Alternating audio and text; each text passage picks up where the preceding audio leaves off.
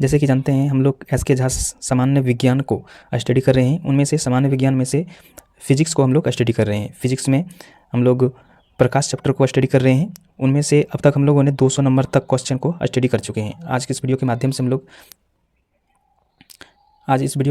लोग 201 से आगे हम लोग कवर करने वाले हैं। पिछले 2 दिन से वीडियो नहीं डाल पा रहे थे, कुछ टेक्निकल इशू के कारण से वीडियो नहीं अपलोड कर पा रहे थे। तो आगे से आप लोगों को एक वीडियो कम से कम हर दिन मिलते रहेगा। तो अगर पिछला वीडियो देखना चाहते हैं तो उसका लिंक डिस्क्रिप्शन बॉक्स में मिल जाएगा, वहाँ जाके देख सकते हैं। और चैनल पर नए हैं तो चैनल को सब्सक्राइब कर लीजिएगा, क्योंकि ये बुक में पूरा कंप्लीट कराने वाले हैं। इस बुक में फिजिक्स, केमिस्ट्री और बायोलॉजी तीनों हैं। तो अगर फिजिक्स चल रहा है, ये ख़त्म होते ही बायोलॉजी हम लोग कवर करेंगे, इसके बाद केमिस्ट्री। तो आइए इनको हम लोग देखते हैं।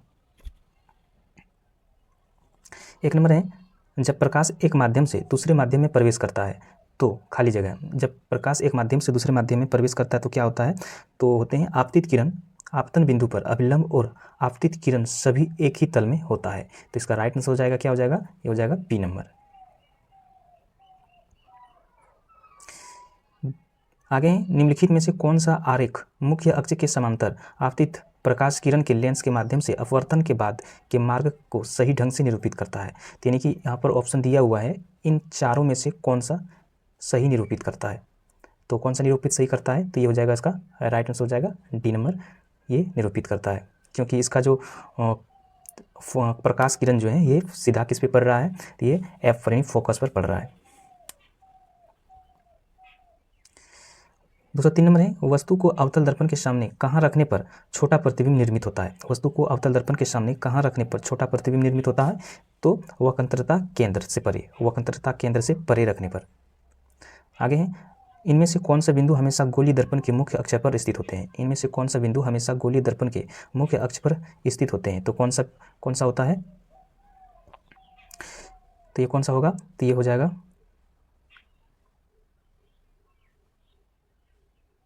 तो ये होता है वक्रता केंद्र से परे, सॉरी। तो ये हो जाएगा वक्रता केंद्र और ध्रुव, वक्रता केंद्र और ध्रुव, इसका राइट आंसर हो जाएगा सी नंबर। 205 नंबर है, यदि एक गोलीय दर्पण का आकार इस प्रकार बढ़ता है कि उसकी वक्रता त्रिज्या दुगुनी हो जाती है तो उसकी फोकस दूरी, खाली जगह है तो उसकी फोकस दूरी क्या होगा? तो बढ़कर दुगुनी हो जाएगी, उसका बढ़कर क्या हो जाएगा? वो दुगुनी हो जाएगी। आगे, चंद्रमा की सतह से देखने पर किसी आंतरिक यात्री को आकाश खाली जगह रंग का दिखाई देगा। चंद्रमा की सतह से देखने पर किसी आंतरिक यात्री को आकाश खाली रंग का दिखाई देगा। तो किस रंग का दिखाई देगा? तो काला दिखाई पड़ता है, काला। आगे, छोटे कण खाली जगह और खाली जगह रंगों के प्रकाश का परिकीर्णन सबसे अधिक करते हैं, जबकि बड़े कण खाली जगह और खाली जगह रंगों का प्रकाश का परिकीर्णन सबसे कम करते हैं। तो कौन कौन से रंगों का परिकीर्णन सबसे ज़्यादा सबसे कम होता है? तो ये होते हैं आपका बैगनी आसमानी का सबसे ज़्यादा और लाल नारंगी का सबसे कम। तो इसका राइट आंसर हो जाएगा सी नंबर। 208 नंबर है, स्वच्छ आकाश का नीला रंग वायुमंडल में मौजूद दृश्य प्रकाश की तरंगदैर्घ्य की तुलना में खाली जगह आकार वाले कणों द्वारा प्रकाश के खाली जगह कारण होता है। तो किसके कारण से होता है? तो ये छोटे परिकीर्णन के कारण होते हैं। छोटे आकार वाले कण द्वारा प्रकाश के परिकीर्णन के कारण होते हैं, ठीक है। तो इसका राइट आंसर हो जाएगा सी नंबर। 209 नंबर है, प्रकाश किरण की समांतर पुंज 1 मीटर फोकस दूरी वाले उत्तल दर्पण पर आपतित होने पर परिवर्तित किरण खाली जगह। तो क्या हो जाएगा परिवर्तित किरण? तो ये हो जाएगा दर्पण के पीछे 1 मीटर की दूरी पर किसी बिंदु से अपसरित होती हुई प्रतीत होगी। तो इसका राइट आंसर हो जाएगा ए नंबर। आगे है, प्रिज्म के माध्यम से श्वेत प्रकाश की किरण गुजरने पर उसका वर्ण विक्षेपण होता है। विचलन कौन खाली जगह होगा? विचलन कौन क्या हो जाएगा? तरंगदैर्घ्य के व्युत्क्रमणपाती, तरंगदैर्घ्य की क्या होगा? व्युत्क्रमणपाती। इसका राइट आंसर हो जाएगा डी नंबर। ये बुक जो है ये सभी एग्जामों के लिए काफ़ी इंपॉर्टेंट है, इसमें सभी एग्जामों का प्रीवियस ईयर क्वेश्चन है।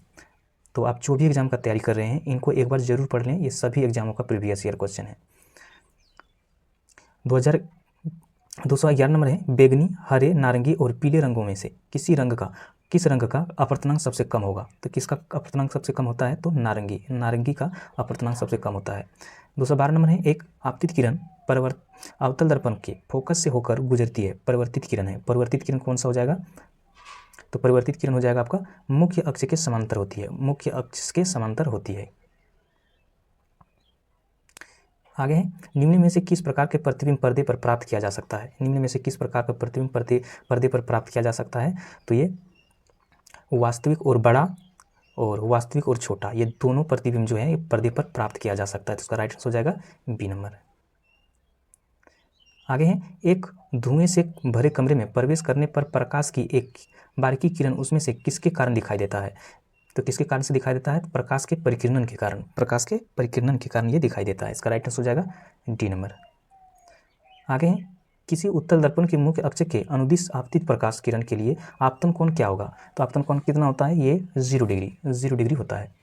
एक उत्तल लेंस एक वास्तविक उल्टा और छोटा प्रतिबिंब निर्मित करता है। वस्तु की स्थिति क्या है? वस्तु की स्थिति क्या हो जाएगा? तो ये हो जाएगा 2f से परे, यानी कि 2 फोकस से परे हो जाएगा।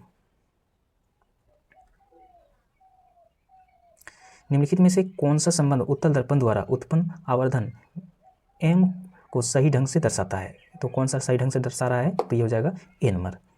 आगे है, वर्षा के बाद वायुमंडल में जल की निलंबित बूंदों से इंद्रधनुष बनता है। इंद्रधनुष बनने के लिए आवश्यक परिघटना में इनमें से कौन सी परिघटना शामिल है? इनमें से कौन सी परिघटना शामिल है? तो ये शामिल है अपवर्तन, परिकीर्णन और वर्ण विक्षेपण का संयोजन। ये तीनों परिघटना शामिल है, अपवर्तन, परिकीर्णन और वर्ण विक्षेपण का संयोजन। आगे निम्नलिखित में से किस दर्पण द्वारा हमेशा आभासी एवं सीधा प्रतिबिंब निर्मित होता है? तो किस दर्पण के द्वारा ये होता है?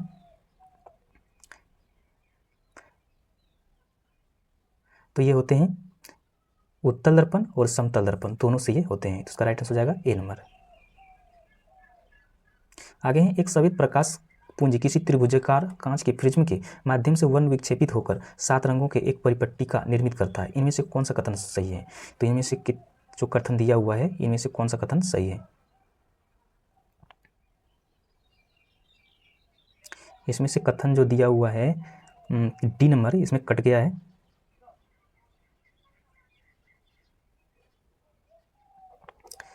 तो इसमें जो कथन दिया हुआ है सिर्फ ये हो जाएगा, लाल रंग घटक का अपवर्तनांक न्यूनतम होता है। तो ये हो जाएगा इसका राइट आंसर। 221 नंबर है, गोलीय दर्पण के मुख्य अक्ष के बारे में इनमें से कौन सा कथन सत्य है? गोलीय दर्पण के मुख्य अक्ष के बारे में इनमें से कौन सा कथन सत्य है? तो इनमें से कौन सा कथन सत्य है? तो ये कथन यह दर्पण पर अविलंब होता है, ये कथन सत्य है। और कथन मुख्य फोकस हमेशा मुख्य अक्ष पर स्थित होता है। तो इसका राइट आंसर हो जाएगा बी नंबर। 22 नंबर है, किसी वस्तु को एक उत्तल दर्पण के सामने अनंत और दर्पण के ध्रुव के बीच स्थित किसी बिंदु पर रखा गया है। निर्मित प्रतिबिंब खाली जगह होगा। तो निर्मित प्रतिबिंब कैसा होगा? तो यह आभासी और सीधा होगा, आभासी और सीधा। आगे है, एक बिंदु प्रकाश स्रोत से एक समांतर किरण पुंज उत्पन्न करने के लिए इनमें से किस प्रकाशित उपकरण का प्रयोग किया जा सकता है? तो किसका उपयोग किया जा सकता है? तो ये किया जा सकता है उत्तल लेंस और अवतल लेंस, उत्तल लेंस और अवतल दर्पण। इसका राइट आंसर हो जाएगा बी नंबर। आगे है, माध्यमों 1, 2, 3 के अपवर्तनांक क्रम से 1.50, 1.36 और 1.54 हैं। यदि माध्यमों में प्रकाश की चाल क्रम से V1, V2 और V3 हैं तो उनके बीच निम्न में से कौन सा संबंध सही है? इनमें से कौन सा संबंध सही हो जाएगा? तो इसका संबंध जो हो जाएगा ये हो जाएगा सी नंबर।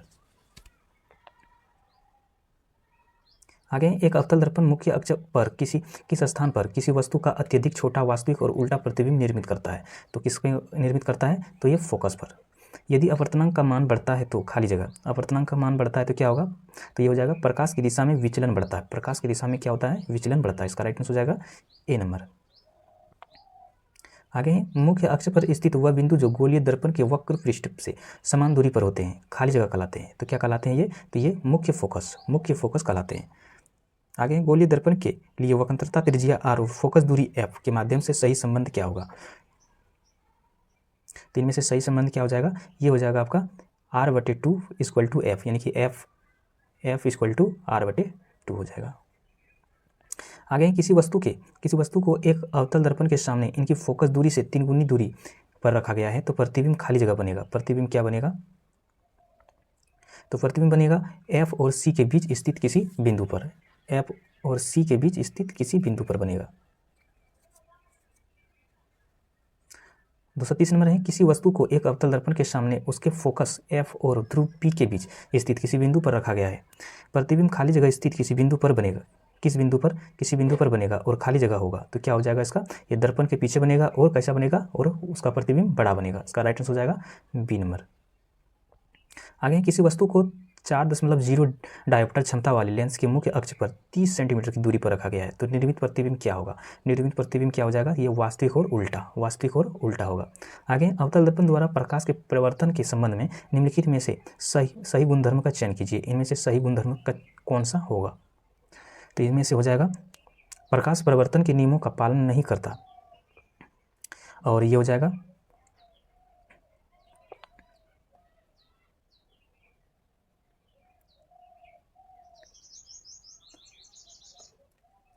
ये क्वेश्चन इसमें थोड़ी सी गलत दिया हुआ है। इसमें ए बी करके तो दिया है, लेकिन इसमें क्वेश्चन गलत दिया हुआ है। क्वेश्चन ये पूरा नहीं है, 232 का ये क्वेश्चन पूरा नहीं है। आगे देखते हैं हम लोग। गोली दर्पण द्वारा प्रतिबिंब निर्मित करने के लिए फोकस दूरी f और वक्रता त्रिज्या r के लिए सही चिन्ह परिपट्टी निम्नलिखित में से कौन सा सही होगा? तो इनमें से कौन सा सही हो जाएगा? तो ये हो जाएगा अवतल दर्पण के लिए f ऋणात्मक और r हो जाएगा ऋणात्मक। इसका राइट आंसर हो जाएगा डी नंबर। आगे है, एक प्रकाश किरण किसी अवतल दर्पण के वक्रता केंद्र से गुजरते हुए उस पर आपतित होती है, यह खाली जगह के कोण पर परिवर्तित होगा। तो किस पर होगा? तो 0 डिग्री पर होगा। आगे एक सफेद प्रकाश किरण किसी कांच के प्रिज्म से एक अपवर्तनांक पृष्ठ AB पर आपतित होता है और अन्य अपवर्तनांक पृष्ठ AC से बाहर निकलता है। निम्न कथनों पर विचार कीजिए। तो कथन दिया हुआ है, पृष्ठ AB पर अपवर्तनांक कोण सफेद प्रकाश के विभिन्न रंगों के लिए भिन्न होता है, और कथन दूसरा है, पृष्ठ AC पर अपवर्तनांक कोण विभिन्न रंगों के लिए समान होता है। तो उपरोक्त कथन में कौन सा सही है?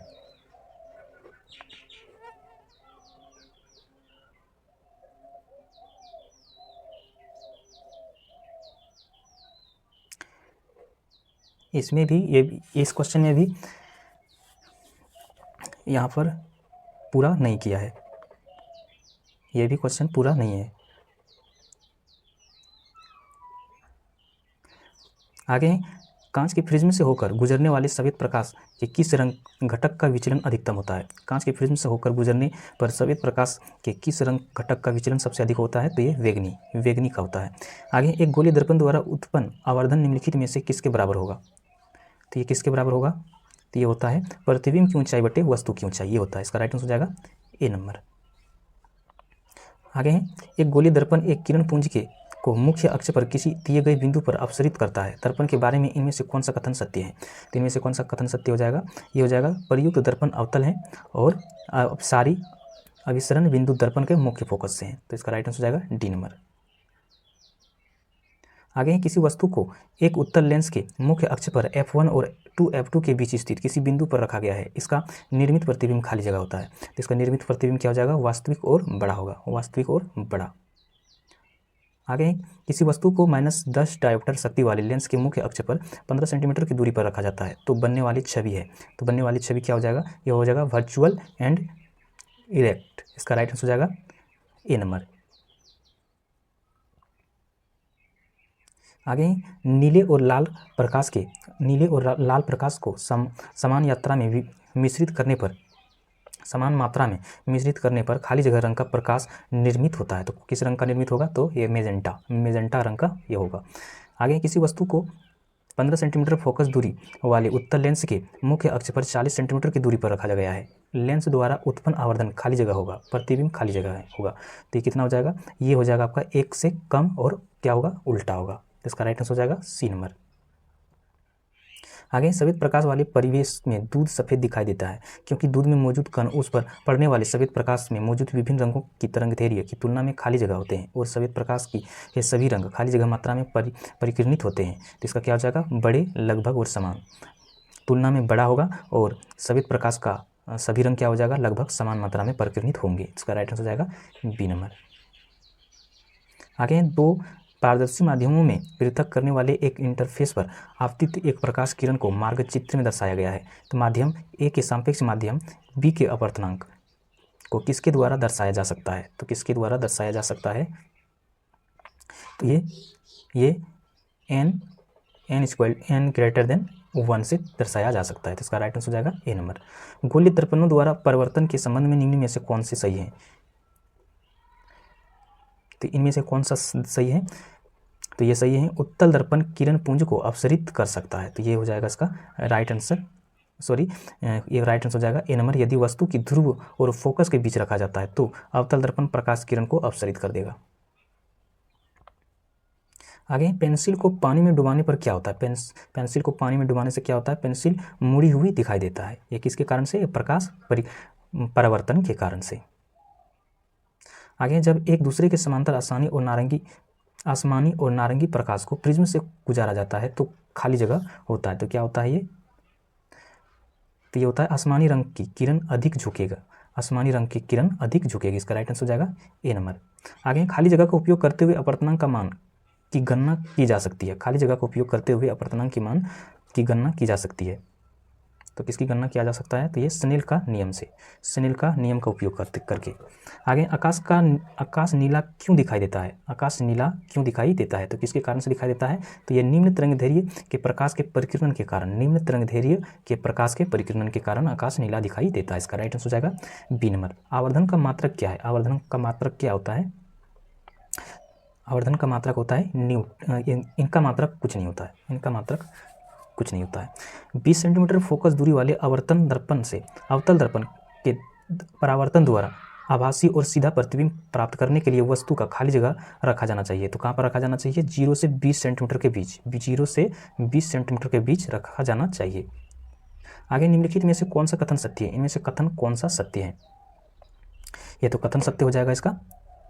किसी लेंस के लिए पहले मुख्य फोकस उस वस्तु की स्थिति है जिसकी प्रतिबिंब अनंत पर है। और दूसरा हो जाएगा कौन सा? ये हो जाएगा लेंस के लिए दूसरे मुख्य फोकस उस वास्तविक प्रतिबिंब की स्थिति है जिसकी वस्तु अनंत पर स्थित है। इसका राइट आंसर हो जाएगा डी नंबर।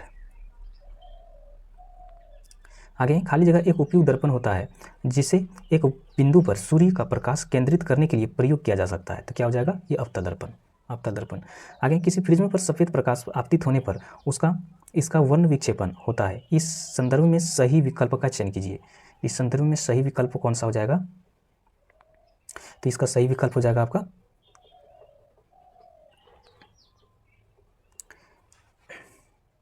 इसमें भी यहाँ पर A1 2 करके दिया हुआ है, जबकि यहाँ पर आंसर में आपका AB करके दिया है। ये हो जाएगा ABC, ये हो जाएगा D, ABC, ये हो जाएगा D और ये हो जाएगा E, जबकि यहाँ पर दिया हुआ है 1 2 3 करके। तो इसका राइट आंसर जो हो जाएगा ये हो जाएगा आपका डी नंबर। कोलाइडी कणु द्वारा प्रकाश के परिकिरण की परिघटना से खाली जगह होता है। कोलाइडी कणु द्वारा प्रकाश के परिकिरणों की घटना क्या होता है? तो ये डेंटल प्रभाव कहते हैं, डेंटल प्रभाव।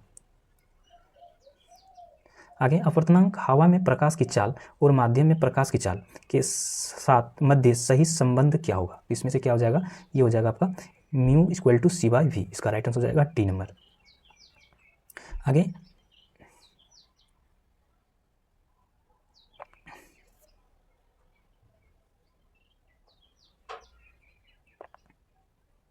आगे, आवर्धक कांच में किस प्रकार का लेंस का प्रयोग किया जाता है? आवर्धक कांच में किस प्रकार का लेंस का प्रयोग किया जाता है? तो ये किया जाता है उत्तल लेंस का। आगे, प्रकाश की गति निम्न में से किस माध्यम में न्यूनतम होगी? प्रकाश की गति निम्न में से किस माध्यम में न्यूनतम होगी? तो ये होगा कांच में, कांच यानी शीशा में। वर्षा की बूंदों से सूर्य के प्रकाश का अपवर्तनांक के कारण इंद्रधनुष दिखाई देता है। इसका अर्थ क्या हो जाएगा? इसका अर्थ होगा सूर्य का प्रकाश बहुवर्णी होते हैं। सूर्य के प्रकाश क्या होते हैं? बहुवर्णी। आगे, वस्तु को अवतल दर्पण के ध्रुव से फोकस की ओर ले जाने पर संगत प्रतिबिंब खाली जगह की ओर जाता है और प्रतिबिंब खाली जगह होता है। तो प्रतिबिंब कैसा हो जाएगा? तो ये हो जाएगा ध्रुव से अनंत और आभासी और सीधा होगा प्रतिबिंब। इसका राइट आंसर हो जाएगा ए नंबर। आगे, जब प्रकाश की किरण अवतल दर्पण के ध्रुव पर तिर्यक रूप से आपतित होती है तो परिवर्तित किरण क्या हो जाएगा? तो ये हो जाएगा कोण I = कोण R बनाते हुए वापस होगी। तो इसका राइट आंसर हो जाएगा डी नंबर। आगे, जब प्रकाश को प्रिज्म से होकर गुजारा जाता है तो प्रकाश का अपवर्तन खाली जगह होता है। तो क्या होता है? ये 2 बार होता है, अपवर्तन 2 बार होता है। आगे, उल्टा और बड़ा प्रतिबिंब प्राप्त करने के लिए वस्तु को खाली जगह पर रखा जाना चाहिए। तो उल्टा और बड़ा प्रतिबिंब प्राप्त करने के लिए वस्तु को कहाँ पर रखा जाना चाहिए? तो अवतल दर्पण के वक्रता केंद्र और फोकस पर। इसका राइट आंसर हो जाएगा सी नंबर। लेंस की क्षमता का ऐसा ही मात्रक है। लेंस का क्षमता क्या होता है? इसमें मापा जाता है, तो ये डायोप्टर में मापा जाता है। इसको सूचित कैसे करते हैं? डी से। आगे एक छात्र किसी गोली दर्पण का उपयोग करके एक कागज पर सूर्य का एक अस्पष्ट प्रतिबिंब फोकस करता है जो कुछ समय वाट जलने लगता है बाद यानी कि बाद जलने लगता है। दर्पण के बारे में इनमें से कौन सा कथन सही है? तो कौन सा दर्पण होगा ये? तो ये दर्पण हो जाएगा, यह अवतल गोलीय दर्पण हो जाएगा और यह एक अभिसारी दर्पण होगा। तो इसका राइट आंसर हो जाएगा डी नंबर। आगे वस्तु को अवतल दर्पण के वक्रता केंद्र पर रखे जाने पर निर्मित प्रतिबिंब होगा। तो कौन सा प्रतिबिंब होगा? वास्तविक और उल्टा।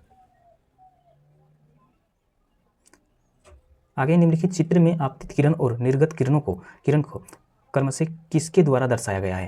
तो इसमें से किसके द्वारा दर्शाया गया है? ये आपका चित्र है। तो ये दर्शाया गया है आपका ए बी और सी डी में दर्शाया गया है। ये आपका ए बी और ये सी डी है।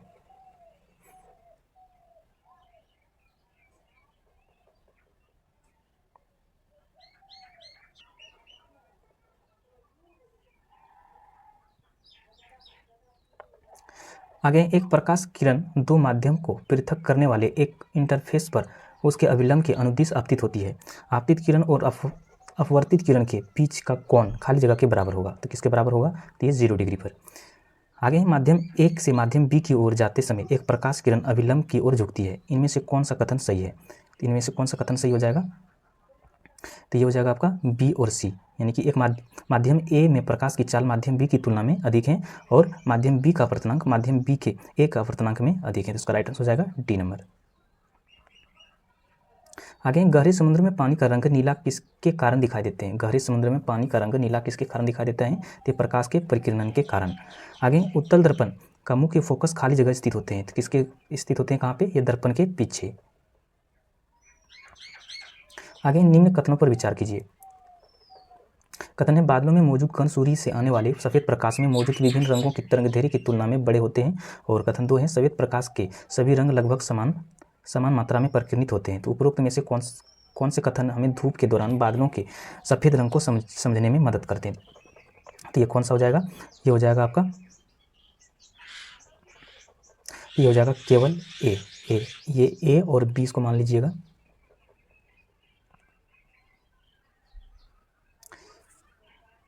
आगे मान लीजिए कि लघु फोकस दूरी f वाले एक अवतल दर्पण के सामने विभिन्न दूरियां u पर एक वस्तु रखता है और संगत प्रतिबिंब दूरियां v को मापता है। u और v के मानों का उपयोग करके रघु ने अपवर्तन m और v के बीच ग्राफ खींचा। उपरोक्त जानकारी के आधार पर निम्न में से कौन सा विकल्प सत्य है? इनमें से कौन सा विकल्प सत्य होगा? तो इनमें से कौन सा विकल्प सत्य हो जाएगा? तो ये हो जाएगा आपका बी नंबर। आगे निम्नलिखित में से कौन सा यंत्र अपवर्तन के सिद्धांत पर कार्य करता है? तो कौन सा यंत्र करता है? तो ये चश्मा काम करता है। आगे हैं सफेद प्रकाश का एक किरण पुंज किसी कांच के प्रिज्म से होकर गुजरता है और एक स्पेक्ट्रम प्राप्त होता है। सबसे कम झुकने वाला रंग घटक कौन है? तो कौन सा हो जाएगा? ये हो जाएगा लाल हो जाएगा।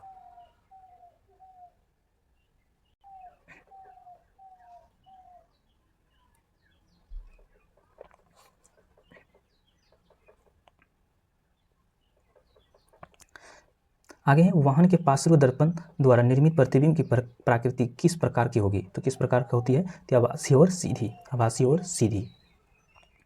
आगे गोलीय दर्पण के वक्रता केंद्र के संदर्भ में इनमें से कौन सा कथन सही है?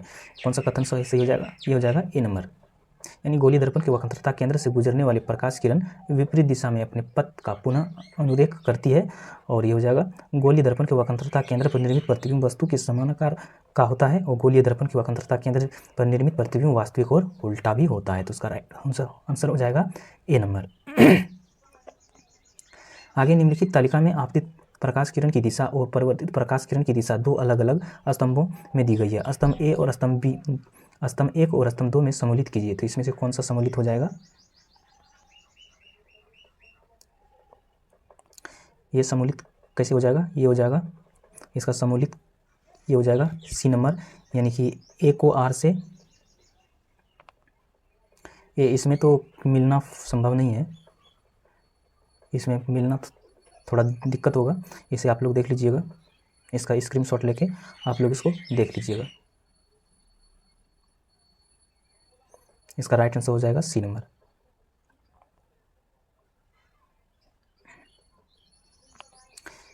आगे है लेंस के खाली जगह से होकर गुजरने वाली प्रकाश किरण बिना किसी विचलन से गुजरती है।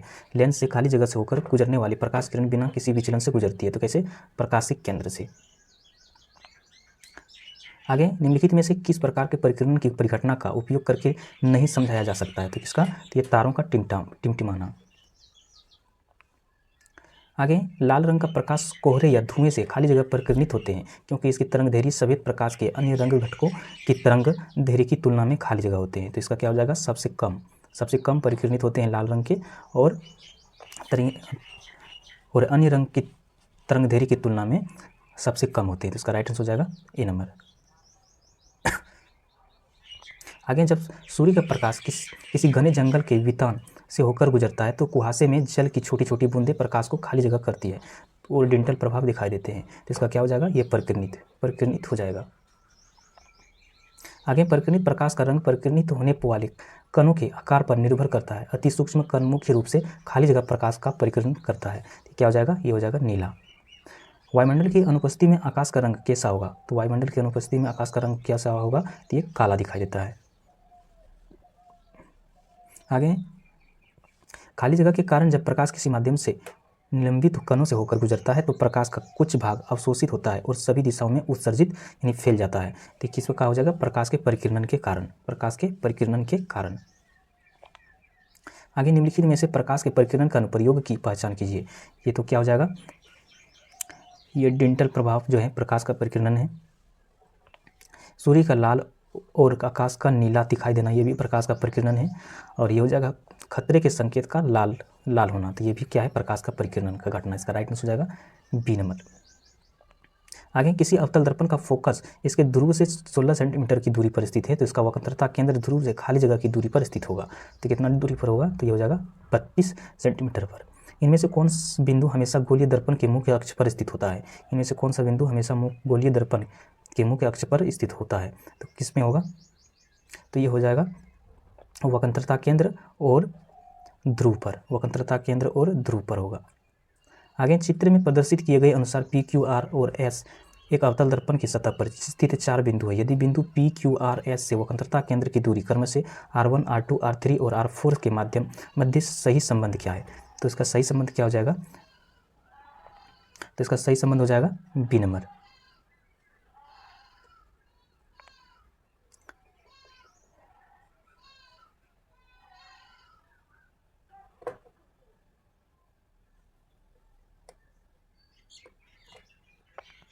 आगे किसी उत्तल दर्पण की वक्रता त्रिज्या 15 सेंटीमीटर है। नई कार्तीय चिन्ह पर पट्टी के पालन करते हुए मुख्य फोकस x बराबर खाली जगह पर स्थित होगा। तो कहाँ पर स्थित होगा? तो ये हो जाएगा 7.5 सेंटीमीटर पर। अब यहाँ से अब ज़्यादातर आपका नोमरिकल दिया हुआ है। नोमरिकल इसे खुद से सॉल्व कर लीजिएगा। ज़्यादा से यहाँ पर आपको नोमरिकल है। अगर इसका वीडियो चाहते हैं तो हमें कमेंट में बताइएगा, मैं नोमरिकल का भी वीडियो लेके आने की कोशिश करूँगा। अगले वीडियो में फिर से मिलते हैं नए यूनिट के साथ। इसमें से अभी भी 2-3 यूनिट इस फिजिक्स चैप्टर में बाकी है। नए यूनिट में फिर से मिलते हैं, तब तक जय हिंद।